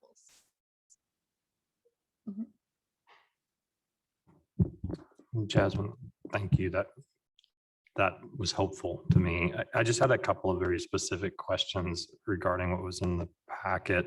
One was, I really appreciated the comparable communities that you shared, and wondered if any of those, I was interested in looking at their funding structures. Are any of those joint city county sustainability offices, or are those all one? Do you know? There are not many models of joint city county offices. In the Midwest, there's a few examples of university and city partnerships. But for the most part, in just looking at my peers across the country, I couldn't find hardly any of them. So there aren't many models of joint city county. Okay. And then you mentioned the city's strategic plan and how they have, and we seem to have a theme going today about city county. I know that they recently added staff to their, was the sustainability office one of the places that they added staff to? No. Okay. So the staffing increase that happened this spring, the budget adjustment did not include additional staff for sustainability. But it is in their strategic plan, right? Yes. Okay. Thanks. Hi, Jasmine. Commissioner Reed here. I was curious to kind of piggyback off that question and then your comment earlier about sometimes applying for funding kind of under the county's header versus the city's header and leveraging that. I'm curious if you think that if they were separate offices, maybe this is a hard question to answer, but I'm just thinking out loud. They're separate offices. Do you think that that might open the door to more funding opportunities, perhaps for one over the other? If that makes sense, like, is there more opportunity to say, leverage a city as an organization to apply for grant funding more frequently than the county would be able to? Does that question make sense? Yeah, I think I understand the question. I don't think that that would necessarily lead to more funding opportunities. And oftentimes, some of the highly competitive grants that we do apply for, they wouldn't fund both the city and the county because we would be in the same geographic area. So I don't think necessarily it would lead to Okay. any more funding availability. Do you think, I think my concern is that it would limit funding availability for that kind of reason you just mentioned, that maybe we'd be competing for the same funds rather than as a joint office being able to leverage one organization or the other to get some funding that would benefit the entire community and not just a municipality. So I guess it's more of a comment that I'm just a little bit concerned that the separation of offices could limit one organization or the other. Obviously, I'm most interested in if it will limit the county's ability to access that, and also wondering, it seems like sustainability offices are primarily in municipal structures that they're serving, that they're part of city government more often than they are county governments. That is fair. I will say that in Kansas, there are only 2 sustainability offices throughout the whole state, and one is Johnson County and one is Douglas County, Lawrence. And so locally, the model has been, county and our joint structure. Nationally, there are more and more counties that are developing this role within them, but it is fair to say that the vast majority of sustainability in local government is happening at the city level. Okay, thank you. If we're ready to move on. Thanks, Jasmine. Thanks. And thanks, Tanya. The Lawrence Humane Society is here to move on to theirs, and Jill's going to give you all an overview of their base funding and then their supplemental. So I'll turn it to Jill.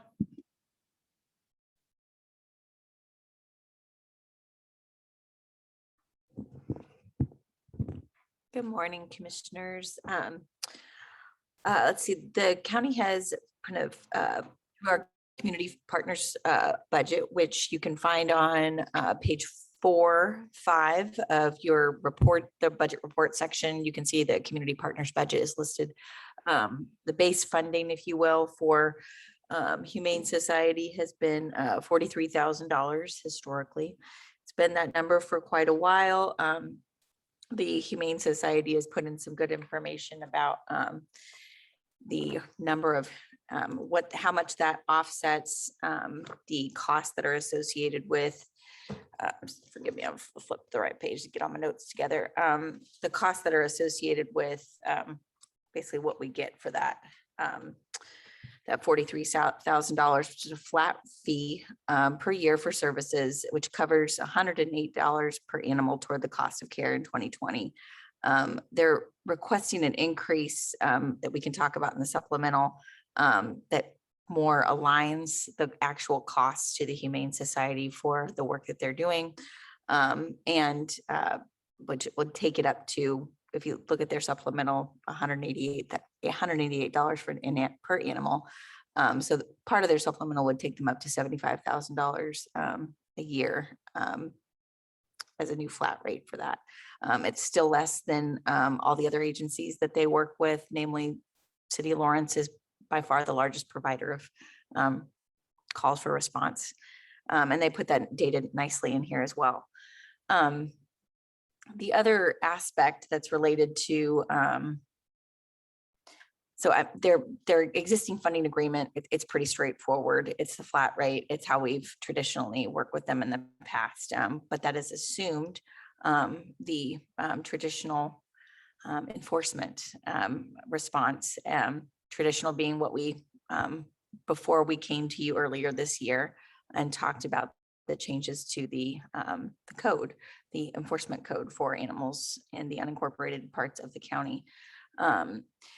So as a follow-up to that, there are some additional expenses that are associated with that. And so the other part of their supplemental request, which is in detail, you can find in tab 32 of your book, is $81,559 to take over the field services for responding to those animal related calls that have traditionally been handled by the Sheriff's Department. Sheriff Armbruster yesterday mentioned the transition of those responsibilities. And we talked a little bit about that when we met with Katie and Shannon earlier this year. We went through the details of the code before that was discussed. And yeah, I hope that, you know, that makes sense, but we can certainly ask questions. And I know that's why Katie and Shannon are here to go into greater detail. Do the commissioners have any questions? This was included in the proposed budget Yes. with reallocated funds from the operations, but basically Shannon and Katie are just here for questions. Thank you for being here. Yeah, thanks for having us. My question's actually for Sarah. Okay. So Sarah, the 32,000 increase for sheltering services was lumped in with the 81,000 for if we just did the sheltering service and we didn't do, would you still take that out of reallocated funds?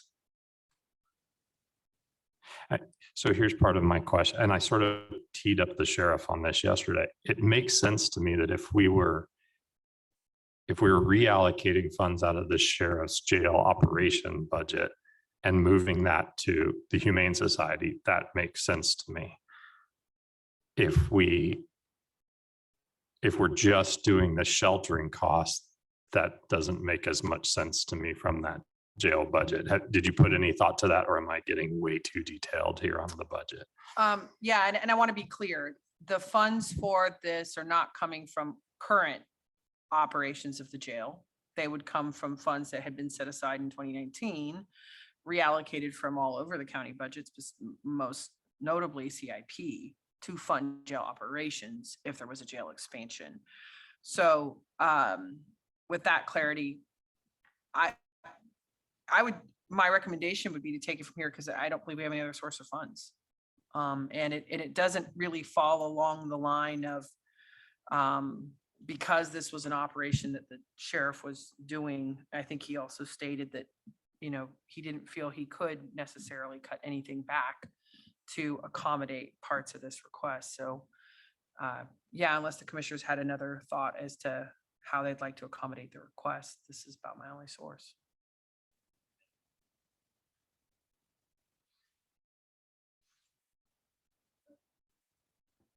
Okay.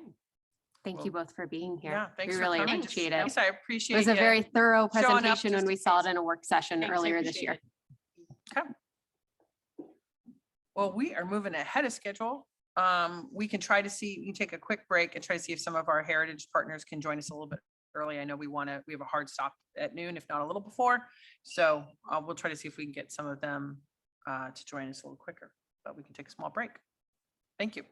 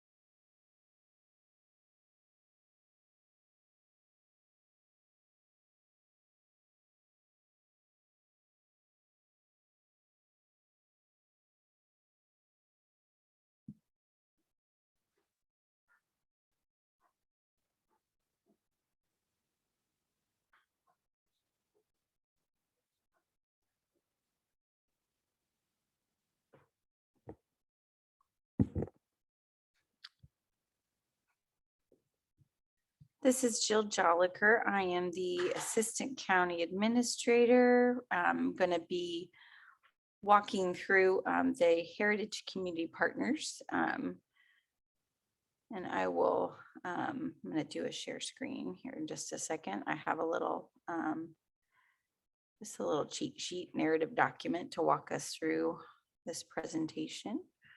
We have some special guests here with us in the room. And then we also have some participants online as well. And I'll come back there in just a second. So the Heritage Community Partners, I guess a little overview that it's a, the partners that we're going to talk about today are largely supported by the Heritage Conservation Coordinator, which is Jan Schubert Eric, who's with us as well. And through the Heritage Conservation Budget, which is on page 16 of your budget report. Jan's position serves as liaison for the county with the different historical societies and that receive ongoing county support through the Community Partners budget. It's on pages 4 and 5 of your budget report. And as well as supporting the different museum education and historic preservation programs that go on throughout the county.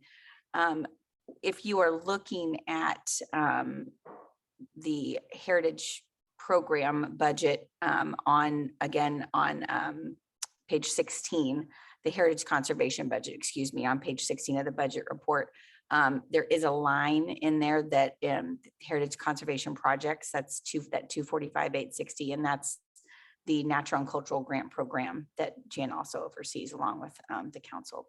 So I just want to, as a backdrop for the program, the overall, and then we get into the community partners. Again, that's on page 4 or 5. And then there's a lot greater detail on some individual tabs that are in your book for each of the organizations. They have a total budget of $370,109. And then there's 7 historical societies that receive ongoing support. I mentioned before our meeting started this just a minute ago that we do have some supplemental requests for many of these, but there's one on here that I've crossed out up here, and that is Freedom's Frontier National Heritage Area. There was an error in the booklet, and they do not have a supplemental request, but what I've given you is just some high-level bullet points of that. What is that ongoing support that each of the organizations receive? What are the supplemental requests? Give you just a little blurb about what those requests are for. You've got greater detail in here. And you'll see that there, 3 of those 7 entities did not request supplementals, but the ones that have submitted them, they are not included in the proposed budget. And we have folks here with each of the organizations to answer questions if there are any. And with that, I'll stop talking.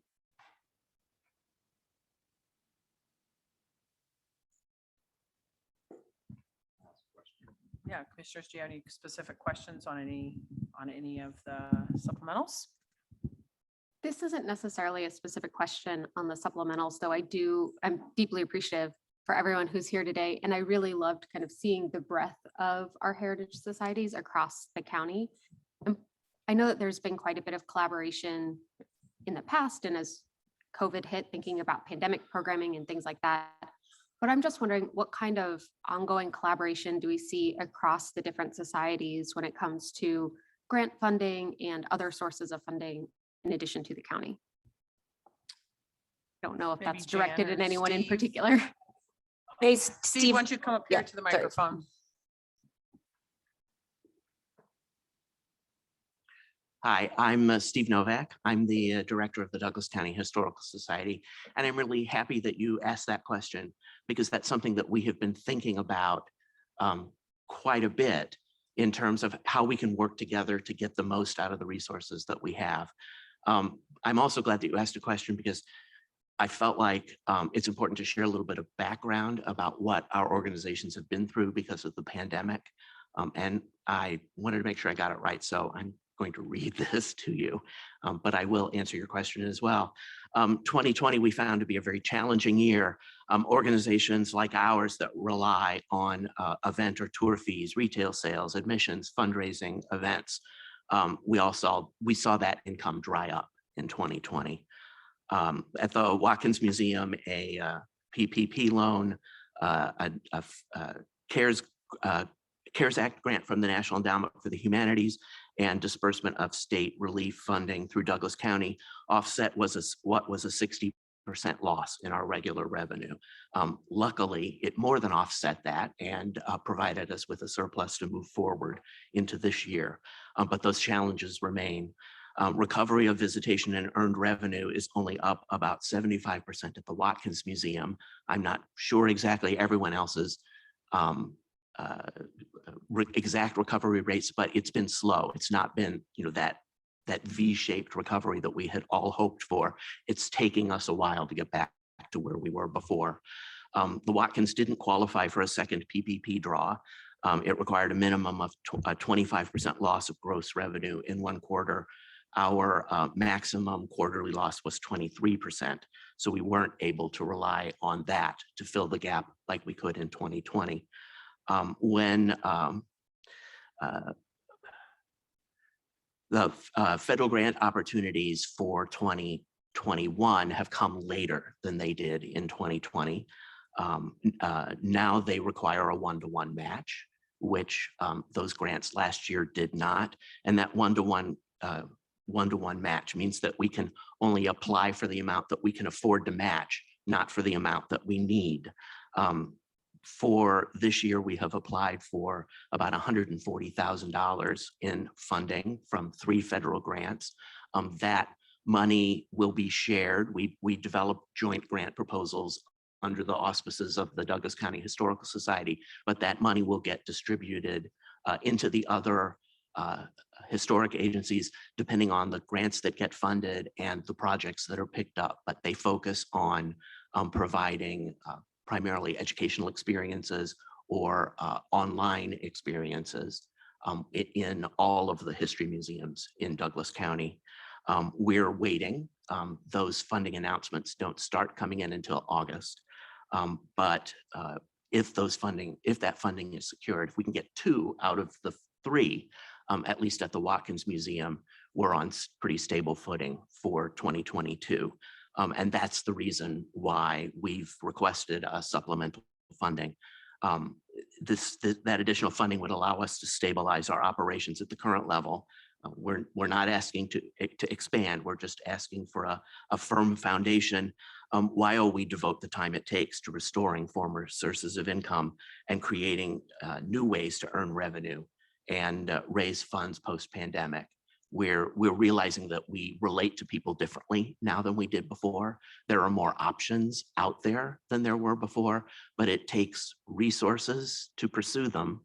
And it takes a while to get the right mix of things that will allow us to get back on the earned income increasing trajectory that we had been on before the pandemic. Did that do it? Okay, thank you. Steve, before you go, thanks for that. I have a quick question for you. So your supplemental, it seems similar to what we talked about when we were looking at CARES Act funding, sustaining an organization through the pandemic and through recovery. Have you put any thought, have you visited with Sarah at all about ARPA funds as a way of doing, that seems to be that's our next round of federal funds that's coming. I haven't had a chance to have those conversations, but would be really glad to. I think that's one of the things that, if we need to have some good come out of a pandemic, it's really opened up the different channels that we have for funding and made a lot of connections. So yeah, I'm really happy to learn more about that and to learn more about it on behalf of the other heritage agencies as well. Thanks, Commissioner Kelly. Yeah, I would say that the historical societies would be on my list of agencies and community partners that we would be talking to as we develop a more formalized approach to ARPA funding. As we've somewhat discussed, we want to get through this year's budget and then discuss how we want to approach it. Because the funding can be sustained over a couple of years, that also opens up some possibilities as well.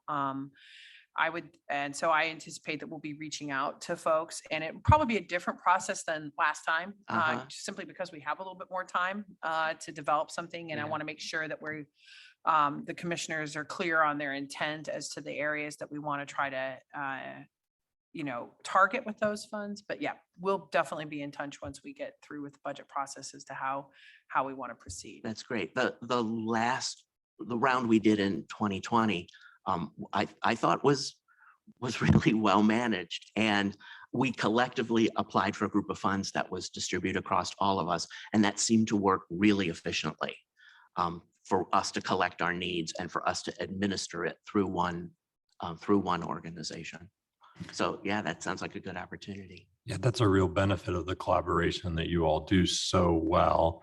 I think it was really important to have that conversation that we just had right there, so that your groups are thinking about, as you put proposals together, think about how they're COVID related. And if you have funds that you're asking for here, maybe we can move those around. You understand that. And yeah, totally. And it actually seems like a really good use of the funds, because what we're looking for is something that helps us get back on our feet so that we can get to where we were and back on the trajectories that we were in 2019.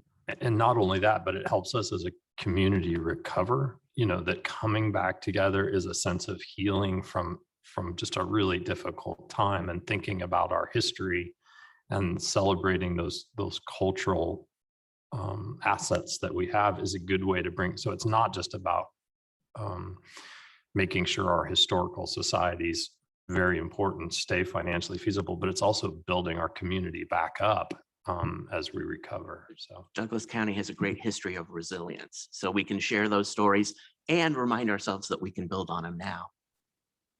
Thank you. This is Commissioner Reed here.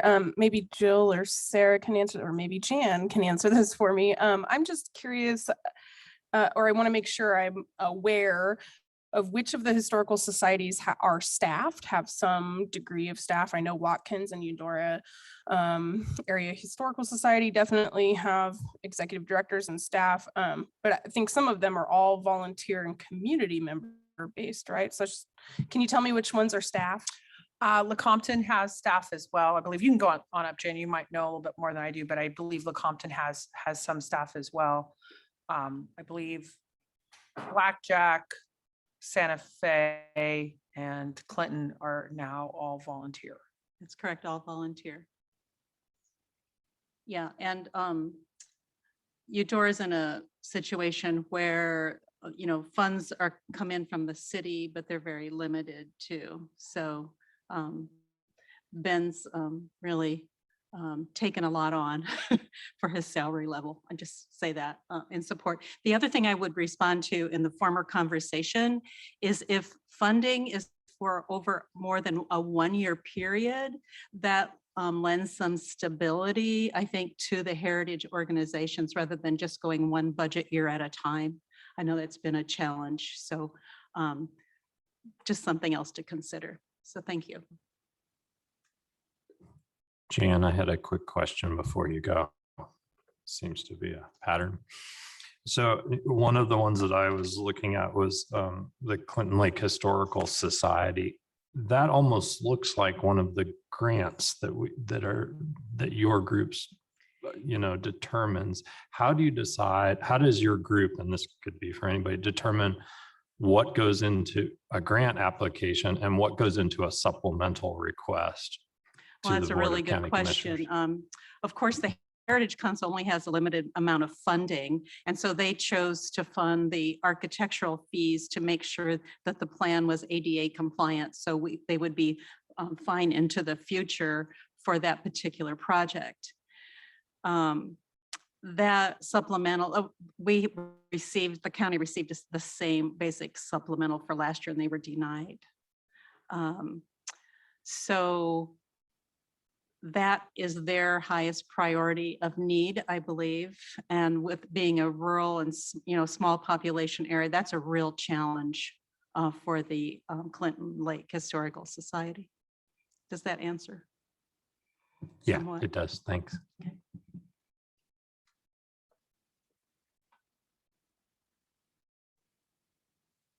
If there are no other questions, we really just appreciate everyone being here to answer any questions the commissioners might have. And I don't know if commissioners have any other comments they want to make before we wrap up. All right. I would just say I appreciate all you do, and I think what you do has tremendous value for the community. As you know, we do this every year, so these are challenging decisions, but I do want to validate the work you've done in the really difficult year you've been through, keeping these historical agencies going. So thank you for that. And with that, I think we're done for the day. We'll be back here tomorrow morning at 9 o'clock to meet with some of our human service provider partners and then our behavioral health partners later in the morning.